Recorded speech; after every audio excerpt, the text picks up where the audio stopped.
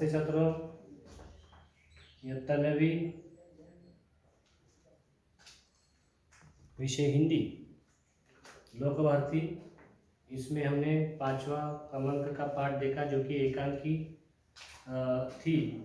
इसका नाम है जूलिया। जूलिया इस एकांकी को अंतोन चेखव इन्होंने इसको लिखा है और इस पाठ को हमने पूरी तरह से पढ़ करके इसको समझने की कोशिश की है। अब इस पाठ पर दिया गया जो स्वाध्याय है उस स्वाध्याय पर हम आज चर्चा करने वाले हैं। स्वाध्याय देखने से पहले आइए कुछ शब्द संसार पर नज़र डालते हैं और जो नए शब्द है हमारे लिए उसका मतलब उसका अर्थ समझने की कोशिश करते हैं। देखिए शब्द संसार में रूबल। अब रूबल जो शब्द यहाँ पर आया है वह देखा हमने कि रूस की मुद्रा है, रूस का चलन है।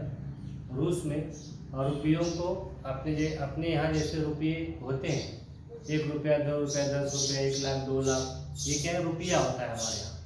मतलब यहाँ का जो चलन है वो रुपया है। तो रूस का जो चलन है, रूस एक देश है, वहाँ की जो मुद्रा है, वहाँ का जो चलन है उसको रूबल कहेंगे। ठीक है। निर्मम, निर्मम का मतलब होता है निर्दयी। भीरु, भीरु मतलब डरपोक। बोधा मूर्ख, गाउदी सुस्त। मूर्ख और सुस्त को बोधा कहेंगे। नागा वह दिन जिस दिन काम न किया, तो जिस दिन हम काम नहीं करते उस दिन नागा हुआ, इस तरह से बोला जाता है। अब यह देखिए हमने शब्द। अब मुहावरे देखिए। ठग लेना मतलब धोखा देना। हड़प लेना मतलब बेईमानी से अधिकार कर लेना, दूसरे की वस्तु हजम कर जाना, इसको कहते हैं हड़प लेना। तो ये देखा हमने शब्द संसार में कुछ शब्द और कुछ मुहावरे। अब देखिए पाठ के आंगन में पहला प्रश्न है, सूचना के अनुसार कृतियाँ कीजिए।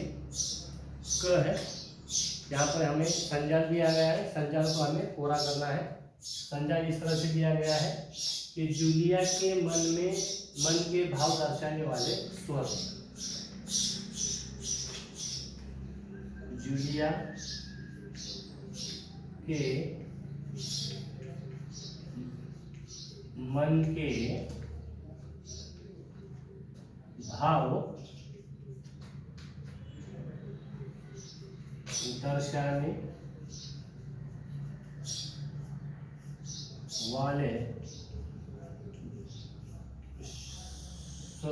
शब्द या स्वर। अब ऐसे शब्द जो कि जूलिया के मन के अंदर के स्वर बताते हो, उसके मन की परिस्थिति बताते हो। 4 स्वर हमें बताना है जो कि उसके मन की भाव दर्शाते हैं जूलिया। जैसे कि हमने देखा कि वो पहले से तो देख रही है, उन्हें देख रही है विनीत स्वर में वो कह रही थी। एक स्वर में लिख देता हूँ, विनीत स्वर। अब हमने देखे उसके भाव, कभी रो रही थी, कभी विनती कर रही थी, फिर कभी मतलब दबे हुए स्वर में बोल रही थी, कभी कांपते हुए स्वर में बोल रही थी। तो यह जो है यह सब उसके क्या है, स्वर है। तो एक मैंने लिखा, आपके बाकी आपको लिखना है। आगे देखिए। ख, ऐसे प्रश्न तैयार कीजिए जिनके उत्तर निम्नलिखित शब्द हो। मतलब ऐसे शब्द हमें, ऐसे वाक्य, ऐसे प्रश्न हमें तैयार करना है जिसका कि पहले प्रश्न का उत्तर हो वान्या और दूसरे शब्द प्रश्न का उत्तर हो रूबल। तो यह शब्द उत्तर आने के लिए हमें क्या प्रश्न करना पड़ेगा तैयार। तो एक मैं करके दिखा रहा हूँ। पहला प्रश्न जो ख का, यह जो शब्द है वह उत्तर आना चाहिए वान्या। अब वान्या, यह उत्तर आने के लिए हम देख सकते हैं कि जूलिया जो पढ़ाने का काम करती थी वो किसको किसको पढ़ाने का काम करती थी, वान्या और कोल्या को। तो हम इस तरह से प्रश्न तैयार कर सकते हैं कि कोल्या के अलावा जूली से कौन पढ़ता था। ठीक है, देखिए कोल्या के अलावा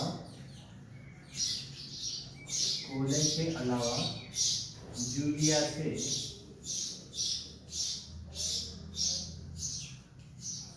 कौन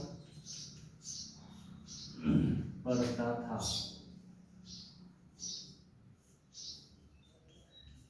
क्वेश्चन मार्क दीजिए। कोल्या के अलावा जूलिया से कौन पढ़ता था, मतलब कोल्या के अलावा, मतलब कोल्या के बगैर, कोल्या के सिवाय और कौन जूलिया से पढ़ता था। तो कोल्या और वान्या पढ़ते थे। कोल्या का नाम यहाँ पर आया, उत्तर क्या आएगा, कोल्या के अलावा कौन पढ़ता था, वान्या। समझ में आई बात। तो इस तरह से उत्तर हमें दिया गया है और वह उत्तर आने के लिए प्रश्न करना हमें आना चाहिए। आगे देखिए, दूसरा उत्तर है हमारा रूबल। तो रूबल का प्रश्न, मतलब ऐसा प्रश्न तैयार करना है आपको जिसका उत्तर रूबल मिले। ठीक है, अब आगे ये पाठ में प्रयुक्त अंकों का उपयोग करके मुहावरे लिखिए और उसका वाक्य, उसका अर्थ बताइए। तो पाठ में जो भी अंकों का यहाँ पर उल्लेख हुआ है वह हमें लिखना है और उससे उन अंकों पर जो आधारित जो मुहावरे हैं वह मुहावरे भी हमें लिखनी है। जैसे उदाहरण के तौर पे मैं बता रहा हूँ यहाँ पर कि 7, देखिए काफ़ी सारे अंक जो है यहाँ पर इस्तेमाल हुए हैं। जैसे कि यहाँ देख रहे हैं हम 60 में से 19 गए, मतलब 60, 19, 12, 4, 7, 4 दिन, फिर 41। तो यह जो स्वर है, सॉरी ये जो अंक है 10, ये सब क्या है, अंक है। तो इन अंकों को हमें लिखना है। इतने अंकों का यहाँ पर उल्लेख हुआ है। देखिए फिर से 2 महीने, 5 दिन, मतलब 2, 5, ये सब अंक यहाँ पर हमें 60 रूबल दिखाया गया है। यहाँ 60, फिर एक भी दिन छुट्टी नहीं दी, 1। तो ये सब क्या है, फिर तुमने 3 दिन छुट्टियाँ ली, 3, 12 दिन तुमने काम नहीं किया, 12, ये सब क्या है, अंक है। तो इसको अंक कहेंगे। अब कुछ अंकों के साथ हमारे यहाँ एक रिवाज है कि कुछ अंकों के साथ मुहावरे शुरू हो जाती है। फॉर एग्जाम्पल, उदाहरण के तौर पर हम अगर ले कि 7, यह एक अंक है। और इससे अगर हम मुहावरे तैयार करें तो यह कर सकते हैं कि 7 पर्दों में रखना।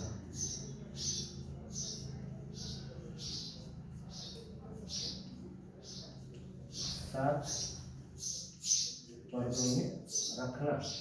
तो इस तरह से हम इस अंक का मुहावरों में उपयोग कर सकते हैं। यह मुहावरा है कि 7 पर्दों में रखना। 7 पर्दों में रखना मतलब क्या,